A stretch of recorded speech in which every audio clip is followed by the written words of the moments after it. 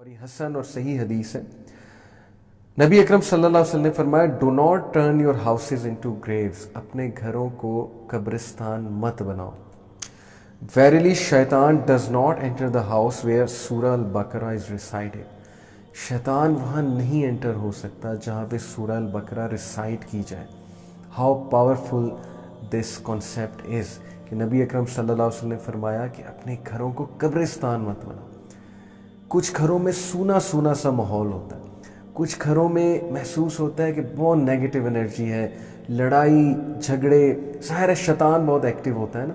ایسی چیزیں ہو رہی ہوتی ہیں اس گھر میں کہ شیاطین کا آنا بہت زیادہ میسر ہو جاتا ہے، بہت آسان ہو جاتا ہے، اور شیطان کے آنے سے نحوست ہوتی ہے، شر پھیلتا ہے، لڑائیاں پھیلتی ہیں. سو نبی اکرم صلی اللہ علیہ وسلم نے کہا کہ اپنے گھروں کو قبرستان مت بناؤ، قبروں جیسا ماحول مت بناؤ کہ سب ڈیڈ ہیں وہاں پہ اور کوئی ایکٹیویٹی نہیں ہو رہی. ایکٹیویٹی ایز ان کہ جسے کہتے ہیں نا زندہ دل، جہاں اللہ کی بات ہو، رسول کی بات ہو. جیسے آپ نے دیکھا ہے کہ ایک باغ ہے وہاں مرجھائے ہوئے پودے ہیں، اور ایک باغ ہے کہ وہاں پر کھلے ہوئے پودے. تو یہی بات ہے کہ اپنے گھروں میں کھلے ہوئے لوگ رکھو، اپنے دلوں کو کھلا ہوا رکھو. کیسے؟ سورہ البقرہ کی تلاوت کر کے. شیطان اس گھر میں داخل نہیں ہوتا جہاں پر سورہ البقرہ کی ریسیٹیشن کی جاتی ہے یا وہاں پہ ریسیٹیشن لگائی جاتی ہے.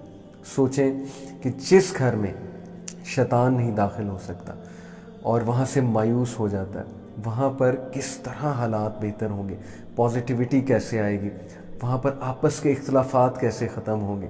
تو this is an antidote and a beautiful سورہ، and really this is the cure for all the spiritual elements. جو روحانی بیماریاں ہیں، جو آپس کے اختلافات ہیں، جو نحوستیں چھائی ہوئی ہیں، سورہ البقرہ از دی آنسر. پھر نبی اکرم صلی اللہ علیہ وسلم نے فرمایا، ایک اور حدیث میں آتا ہے، اور یہ حدیث جو ہے یہ الطبرانی کی روایت ہے، ایوری تھنگ ہیز اے ہمپ اور ہائی پیک. جیسے اونٹ کا ایک ہمپ ہوتا ہے نا، اونٹ کی جو ہے وہ ایک پیک ہوتی ہے، تو اللہ کے نبی صلی اللہ علیہ وسلم نے فرمایا کہ ہر چیز کا ایک ہمپ ہوتا ہے، ہر چیز کی ایک پیک ہوتی ہے. اینڈ البقرہ is the high peak of the قرآن. سبحان اللہ، البقرہ is the high peak of قرآن. سورہ البقرہ میں پیک آف قرآن ہے، یعنی سورہ البقرہ، it is the hump of the قرآن. اینڈ whoever recites البقرہ at night in the house, then shaitan will not enter that house for 3 nights.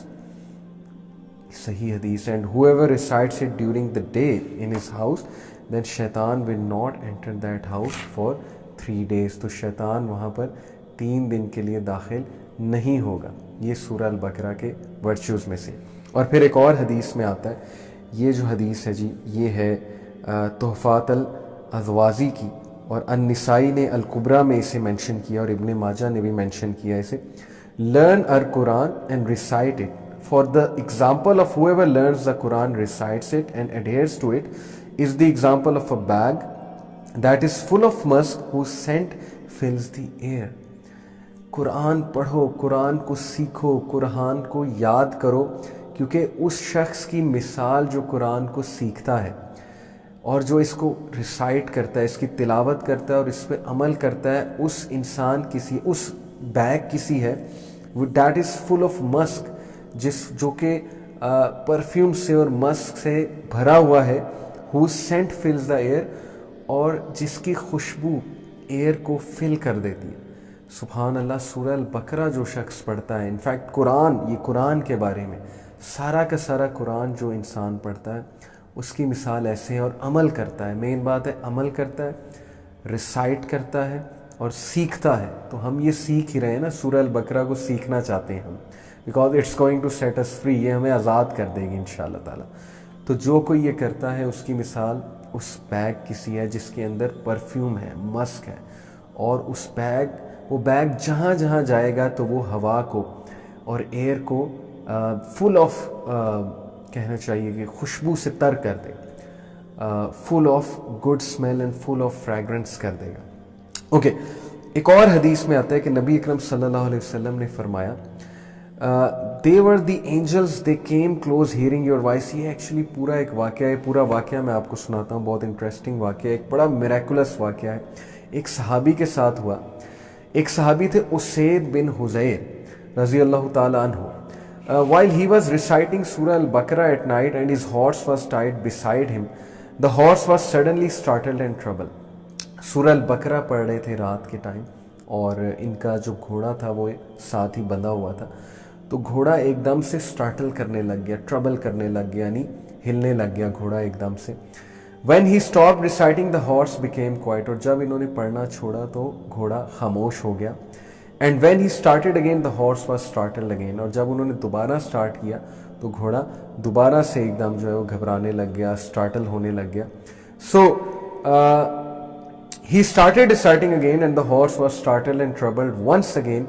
Usayd रज़ियल्लाहु अन्हु said narrating the incident, कि उसैद रज़ियल्लाहु अन्हु ने नबी अकरम सल्लल्लाहु अलैहि वसल्लम को कहा ये इंसिडेंट नरेट करते हुए, I was afraid लेस्ट it should trample माई सन याह्या, मुझे खौफ आ रहा था कि घोड़ा एकदम से इस तरह क्यों हकला रहा है, एकदम से क्यों हड़बड़ा रहा है, क्यों हिल रहा है इस तरह से, कहीं ऐसा ना हो कि ये मेरे बेटे याह्या को ट्रैम्पल कर दे।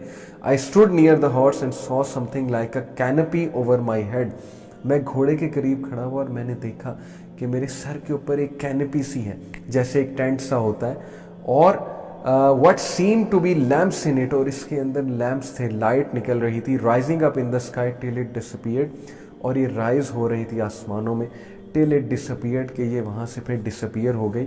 The next morning Usaid inform the profit सल्लल्लाहु ऑफ द इंसिडेंट, तो ये सारा इंसिडेंट, सारा वाक़या उसैद रज़ियल्लाहु अन्हु ने नबी अकरम सल्लल्लाहु अलैहि वसल्लम को फरमाया। नबी अकरम सल्लल्लाहु अलैहि वसल्लम ने फरमाया, those were the angels who came near to you for your voice, and if you had kept on reciting till dawn, it would have remained there till morning, when people would have seen it as it would have not disappeared, कि अगर तुम ये पढ़ते रहते don तक तो लोग तुम्हारे करीब आते और लोग भी देखते इस मौजज़े को। असल में ये एंजल्स थे जो वहाँ पर जमा हो गए थे और वो उनकी तिलावत सुनने आए थे, यानी सूरह अल बकरा की तिलावत विटनेस करने आए थे एंजल। दिस ऑल्सो शोज़ कि सूरह अल बकरा इज़ सो पावरफुल कि एंजल्स इसकी तिलावत विटनेस करने होते हैं, और वैसे भी एंजल्स सारे कुरान की तिलावत विटनेस करने आते हैं, बट दिस वाज समथिंग जो सहाबी ने खुद अपनी आंखों से विटनेस किया। एक और हदीस में आता है, द प्रॉफिट सल्लल्लाहु अलैहि वसल्लम सेड दैट शैतान fleas from a house where सूरह अल बकरा इज़ रिसाइटेड, शैतान उस घर में एंटर भी नहीं होता जहाँ पर सूरह अल बकरा रिसाइट की जाती है। मैं पहले ही बता चुका हूँ। एक और हदीस में आता है, if somebody recited the last 2 verses of सूरह अल बकरा at night, that will be sufficient for him, अगर कोई रात को सूरह अल बकरा की आखिरी 2 आयात पढ़ता है तो उसके लिए काफ़ी हो जाएंगे। ब्यूटीफुल हदीस, और आखिरी 2 आयात में क्या ही फ़लसफ़ा है ज़िंदगी का। इंशाल्लाह मैं पूरी कोशिश करूँगा रमज़ान में मुकम्मल करें और आखिरी 2 आयात की तरफ भी आएँ। साबित ही हुआ कि सूरह अल बकरा, एक तो शयातीन और मैजिशियंस इससे बहुत घबराते हैं। जिस घर में सूरह अल बकरा पढ़ी जाती है और शयातीन नहीं एंटर होते, वहाँ कोई बुरे असरात नहीं आते। मैजिशियंस के लिए मौत है, मैजिशियंस काला जादू करने वाले सूरह अल बकरा से डरते हैं। फिर सूरह अल बकरा क़यामत वाले दिन इंसान की सिफारिश भी करेगी। एक हदीस में आपको, बहुत लंबी हदीस है, मुस्नद अहमद की, छोटी करके सुनाता हूँ। नबी अकरम सल्लल्लाहु अलैहि वसल्लम ने फरमाया, लर्न सूरह अल बकरा and all Imran because they are 2 lights and they shade their people on the day of resurrection, just as 2 clouds, 2 spaces of shade, or 2 lines of flying birds. The Quran will meet its companion in the shape of a pale-faced man on the day of resurrection when his grave is opened. The Quran will ask him, do you know me? The man will say, I do not know you. बड़ी खूबसूरत हदीस है कि कुरान एक पेल shape man की सूरत में इंसान से कब्र में मिलेगा, यानी एक इंसान की सूरत इख्तियार करके, और पूछेगा कि क्या तुम जानते हो मैं कौन हूँ? शख्स कहेगा नहीं। The Quran will say, I am your companion, the Quran which has brought you thirst during the heat and made you stay up during the night. Every merchant has his certain trade, but this day you are behind all types of trade. Kingship will then be given to him in his right hand, eternal life in his left hand, and the crown of grace will be placed on his head. ये है उस शख्स की मिसाल जो कुरान पढ़ता है। कुरान उसके सामने इंसान की शक्ल में आके उसे खुशखबरी देगा कि मैं तुम्हारा साथी, तुम्हारा कंपेनियन, जिसे तुम रिसाइट किया करते थे। हम कितना कुरान रिसाइट करते हैं, हम कितना कुरान फॉलो करते हैं? क्या हमारा कंपेनियन क़यामत वाले दिन और कब्र में कुरान होगा, या हमारा कंपेनियन कुछ और होगा वहाँ पे? इसलिए ब्रदर्स एंड सिस्टर्स, कुरान पढ़ने की आदत बना लीजिए।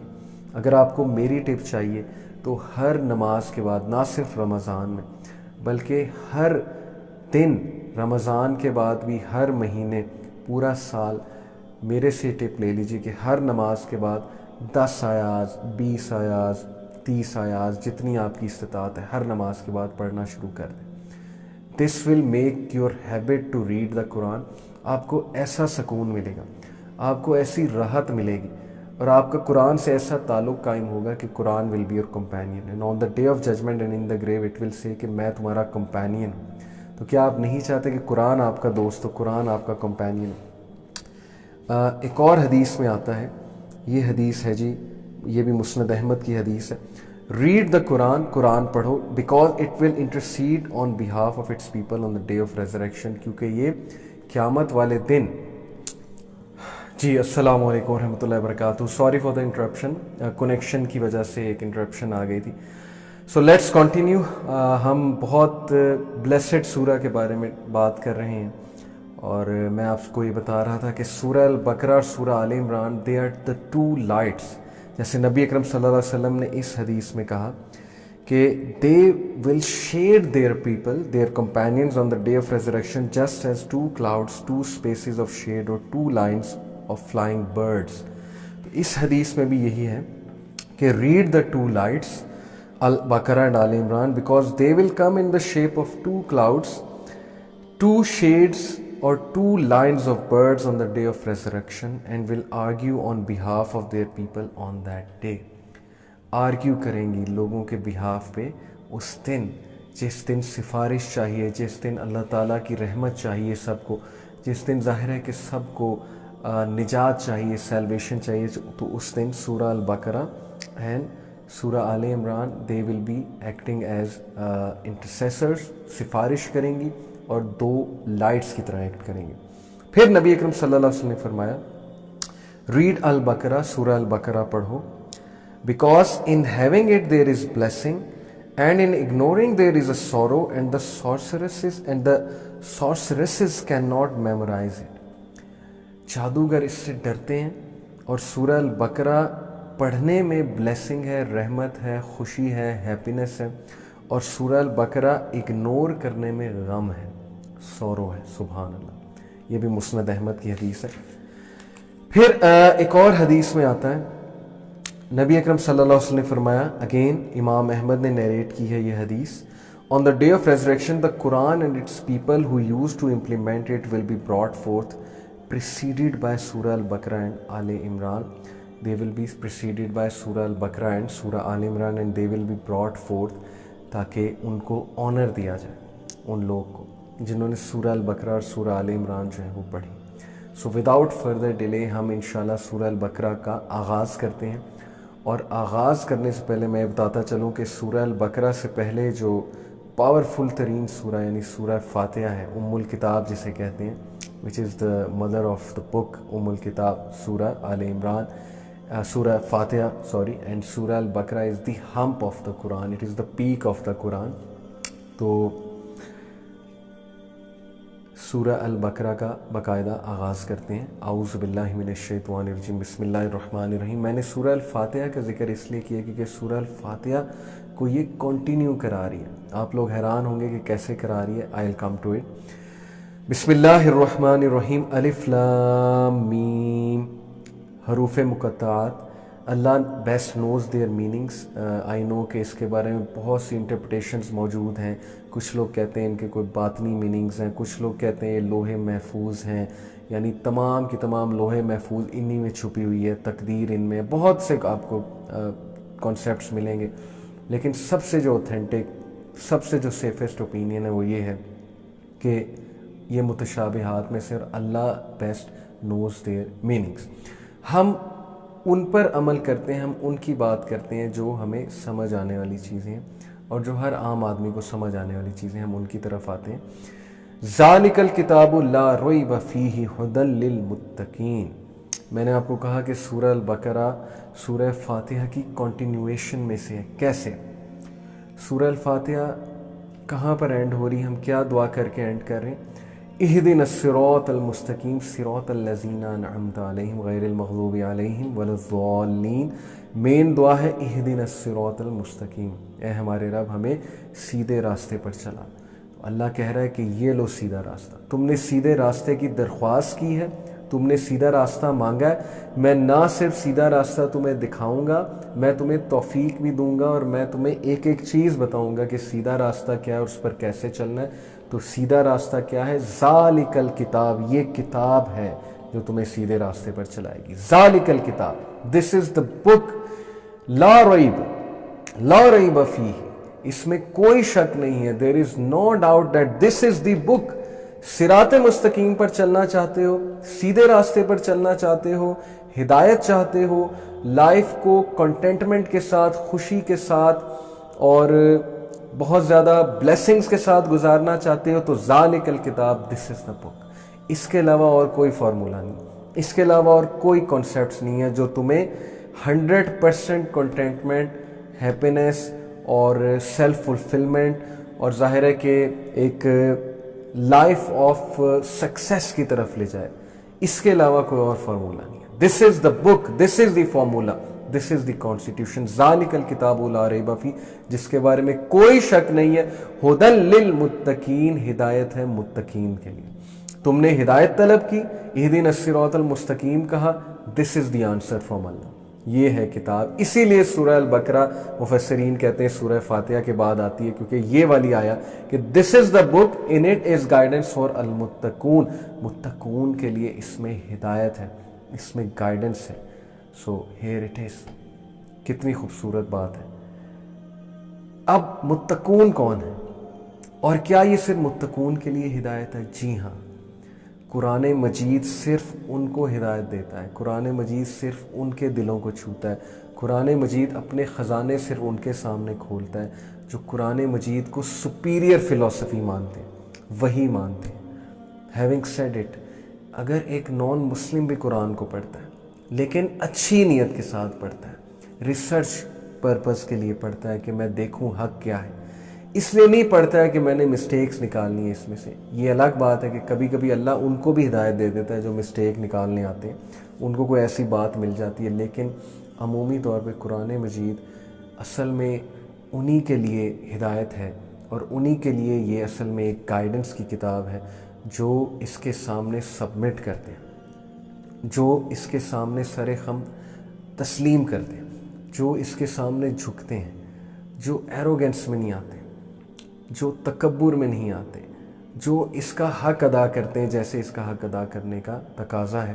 تو سورہ البقرہ سے اگر آپ نے فائدے اٹھانے ہیں تو سب سے پہلے نیت ہے، اور نیت یہ کہ اللہ قرآن پہ عمل کرنا چاہتا ہوں یا عمل کرنا چاہتی ہوں، اور قرآن سے وہ خزانہ لینا چاہتا ہوں یا چاہتی ہوں، اور قرآن کا وہ مطلب سمجھنا چاہتا ہوں یا چاہتی ہوں جو آپ سمجھا رہے ہیں. تو اے اللہ مجھے اور میرے اہل و عیال کو، میری فیملی کو، میرے گھر والوں کو، سب کو توفیق عطا فرما کہ قرآن سے وہ لگاؤ رکھیں اور اس کتاب سے وہ ہدایت پائیں. سو دس از دا بک. یاد رکھیں کوئی بھی بک یہ کلیم نہیں کرتی سٹارٹ ہونے سے پہلے. ہر لکھنے والا کتاب کو سٹارٹ کرنے سے پہلے کہتا ہے کہ ہو سکتا ہے اس میں کوئی غلطیاں ہوں، یہ پرفیکٹ نہیں ہے، this is not the only book. قرآن بیکاز اٹ از فرام رب العالمین، it has come from above the 7 heavens. یہ اللہ خالق کائنات کی طرف سے آئی ہے، یہ سب سے powerful being in the universe اللہ سبحانہ و تعالیٰ کی طرف سے آئی ہے. قرآن یہ کلیم کرتا ہے کہ ذالک الکتاب، یہی ہے کتاب، this is the only book if you want guidance. اس کے علاوہ there is no perfect formula. Yes you may find good things here and there, کچھ کسی کلچر میں، کچھ کسی کلچر میں.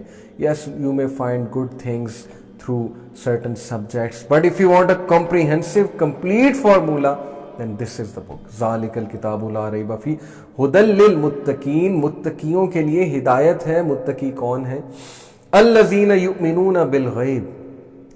پہلی نشانی متقیوں کی، امیجن وہ بندہ جو ریڈیکیول کرتا ہے چیزوں کو، جو اتنا ایروگنٹ ہے، جو یہ سمجھتا ہے کہ science is the ultimate truth, جو تھوڑی سی سائنس پڑھ کے سمجھتا ہے کہ میں اب ہر چیز پہ کرٹیک دے سکتا ہوں، میں مذہب کو، دین کو بہت کرٹیکلی جو ہے وہ ایکسپوز کر سکتا ہوں وغیرہ وغیرہ.